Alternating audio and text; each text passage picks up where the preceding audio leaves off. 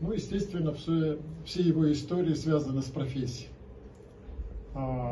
Здесь не только операторская, режиссерская, актерская, все, что хотите, все, через что он прошел. Вот ваш первый проект в Абхазии, как вот он начинался и как вы вообще страну для себя открыли? Ну, начинался он с того, что еще когда был клуб путешественников, и когда я начинал работать у Сенкевича оператором подводных съемок, я вот выяснил, что это он нашел здесь вот эту вот знаменитую плиту, которая сейчас находится в музее. Государственном музее. Да.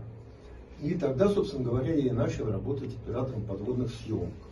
Но тогда это съемки подводные были совсем другие. Это сейчас камера маленькая и так далее, но вот такая здоровенная камера, рефлекс, которая она вверх должна плыть, поэтому ты на себя выгружаешь 10 килограмм грузов, но если ты случайно отпустил, то тебя 10 килограмм несут вниз, а камера улетает вверх.